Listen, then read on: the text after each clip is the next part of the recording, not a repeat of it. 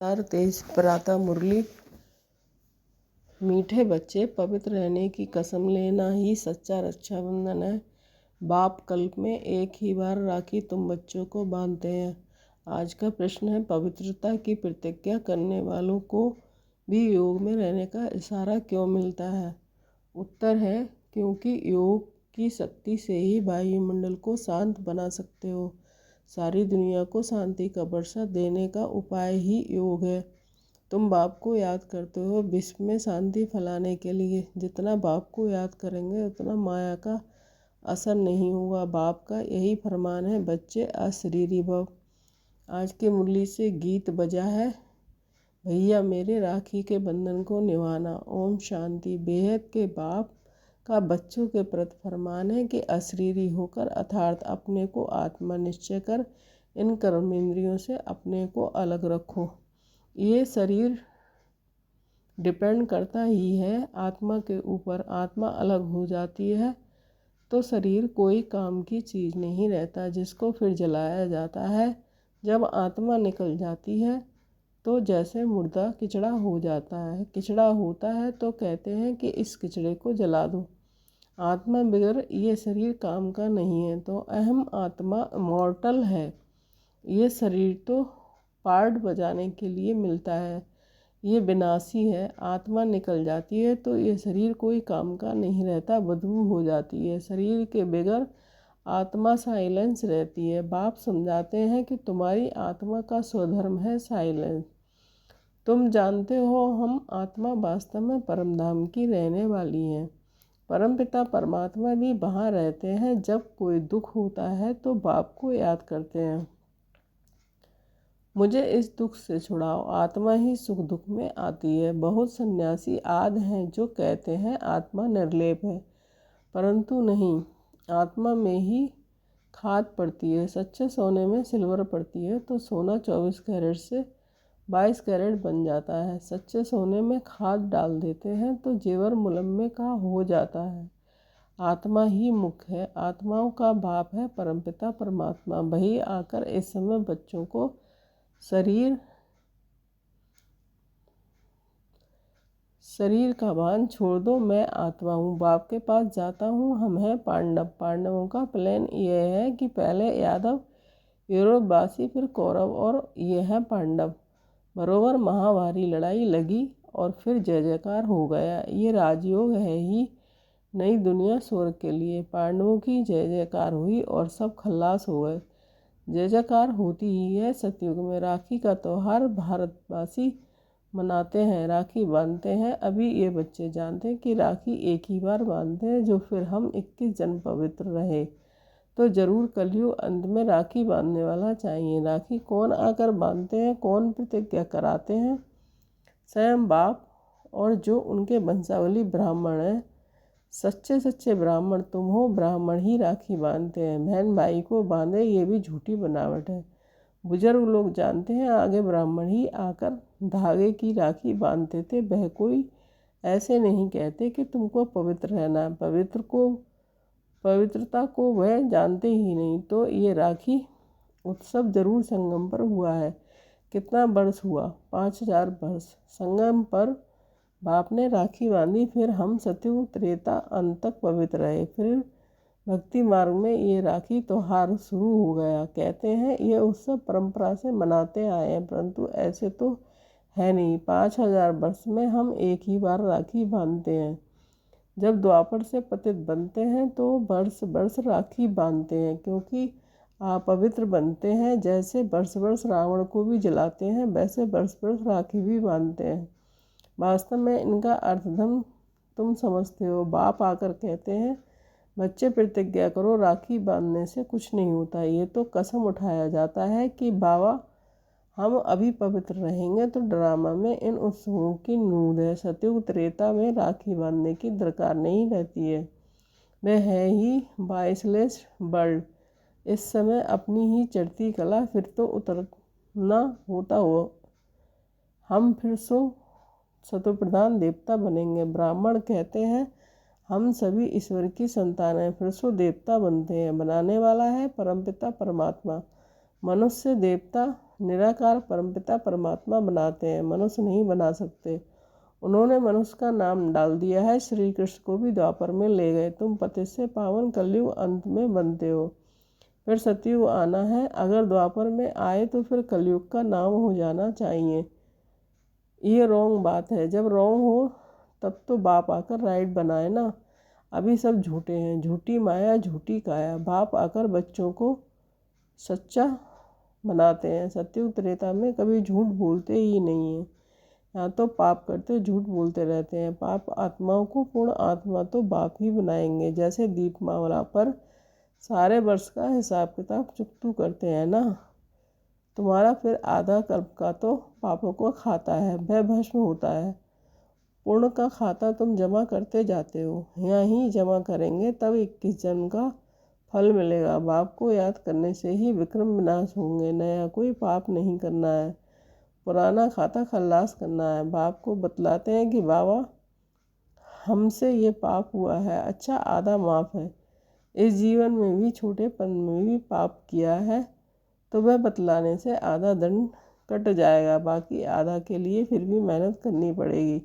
इस जन्म की जीवन कहानी से आगे का भी पता पड़ जाता है, क्योंकि संस्कार ले आते हैं ना, फिर उनकी अवस्था का पता पड़ जाता है। ये तो समझते हैं दिन प्रतिदिन नीचे ही गिरते आए हैं। दुनिया तमो प्रधान बनती जाती है, पाप बढ़ते जाते हैं। फिर पतित पावन बाप आकर राखी बांधते हैं, अर्थात प्रतिज्ञा कराते हैं, तो तुम पवित्र बन जाते हो। परंपरा अर्थात हर 5000 वर्ष बाद ये सच्ची राखी बाप से बनवाते। फिर उसकी रस्म रिवाज आधा कल्प चलती है। उसका महत्व बहुत है। पहले पहले महत्व है जो राखी बांधते हैं उनका उत्सव है मुख्य, ऊंच से ऊंच उत्सव है शिव जयंती, जिसका कोई भी पता नहीं है कि वह कब आए, क्या आकर किया। इब्राहिम, बुद्ध, क्राइस्ट आज सब आए, ये तो सब जानते हैं ना। उनसे आगे सतयुग त्रेता में क्या था वह हिस्ट्री जाएगी भी कोई जानते नहीं। देवी देवताओं की राजधानी कैसे स्थापन हुई, कितना समय चली, ये कोई जानते नहीं। मुख से कहते हैं सतयुग के लक्ष्मी नारायण सर्वगुण संपन्न 16 कला संपूर्ण निर्विकारी थे। लक्ष्मी नारायण तो हुए महाराजा महारानी, उनका बचपन भी चाहिए। बच्चों का किसको पता नहीं है। राधे कृष्ण को फिर उल्टा द्वापर में ले जाते हैं।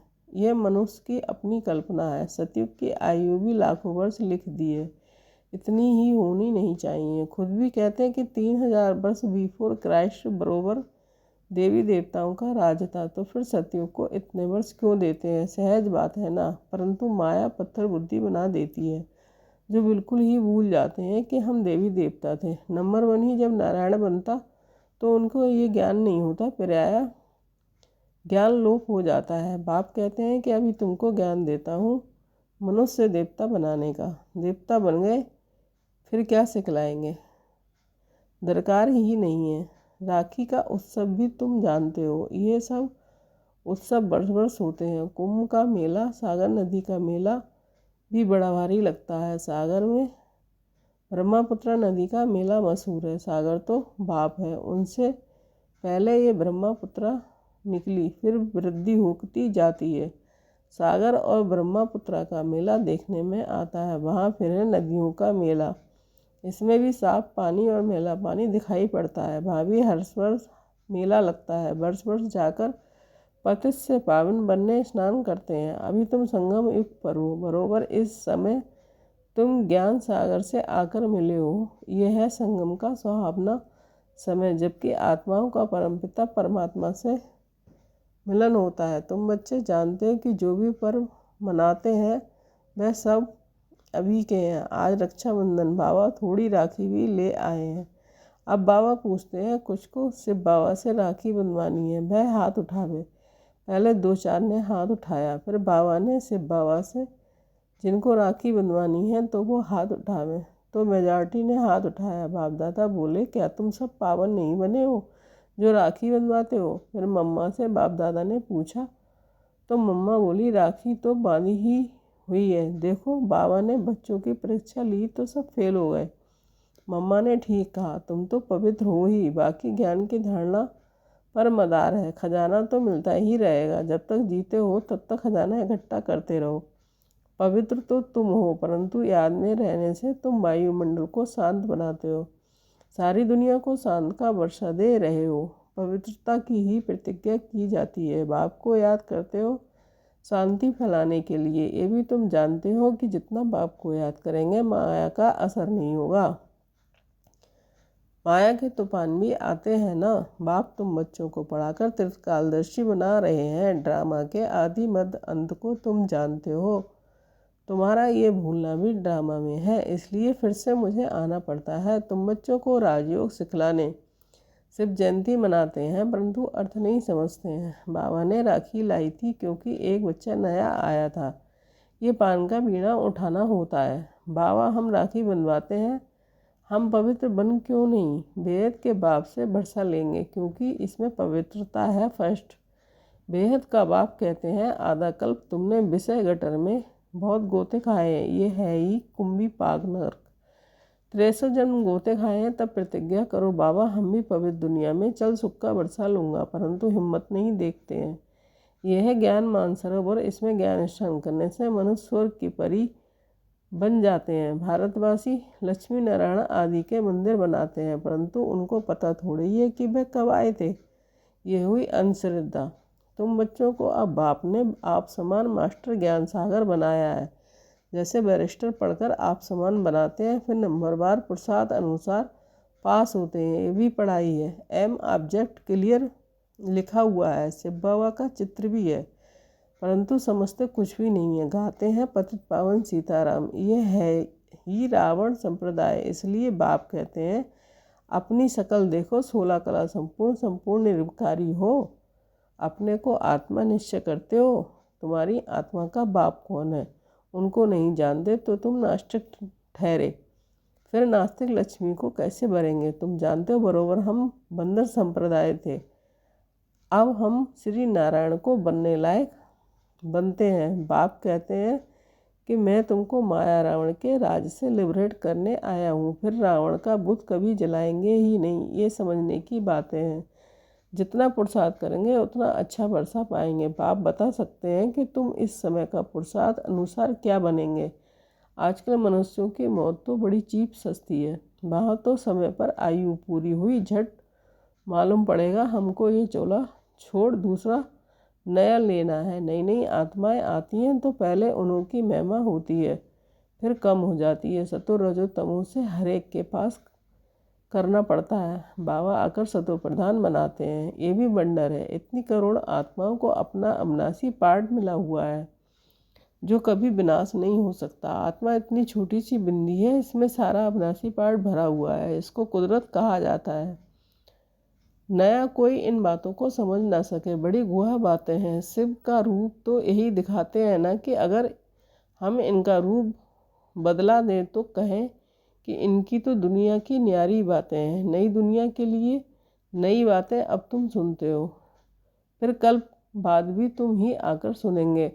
तो पतित पावन बाप ने प्रतिज्ञा कराई थी। जिन्होंने ये प्रतिज्ञा की वही स्वर्ग के मालिक बने, इसलिए ये त्यौहार मनाया जाता है।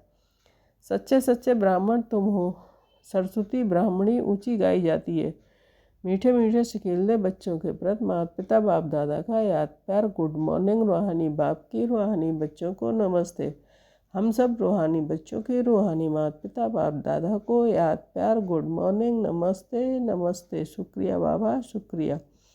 धारणा के लिए मुख्य सार 1 पॉइंट है, पुराने विक्रमों का खाता खल्लास कर पुण्य का खाता जमा करना है। याद में रहे शांति का वायुमंडल बनाना है। 2 पॉइंट, पवित्रता की प्रतिज्ञा कर पवित्र रहने की सच्ची राखी हर एक को बांधनी है। वरदान, सदा दिल खुश मिठाई खाने और खिलाने वाले सच्चे सेवाधारी खुश मिजाज भव। जो रोज़ अमृत मिले दिल खुश मिठाई खाते हैं वे स्वयं भी सारा दिन खुश रहते हैं और दूसरों को भी खुश रखते हैं। ये दिल खुश की खुराक कैसी भी परिस्थिति को छोटा बना देती है, पहाड़ को रूई बना देती है। तो सदा यही स्मृति रखो कि ये दिल खुश मिठाई खाने और दूसरों को खिलाने वाले हैं। रोने की परिस्थिति में भी मन सदा खुश रहे, तब कहेंगे खुश मिजाज। उनके चेहरे से भी सेवा होती है। उनकी सूरत ज्ञान की सीरत को प्रत्यक्ष करती है। स्लोगन है, जिसके हर संकल्प में अनेकों का श्रेष्ठ जीवन बनाने की प्रेरणा प्राप्त हो, वही पूर्ण आत्मा है। ओम शांति। शुक्रिया बाबा, थैंक यू।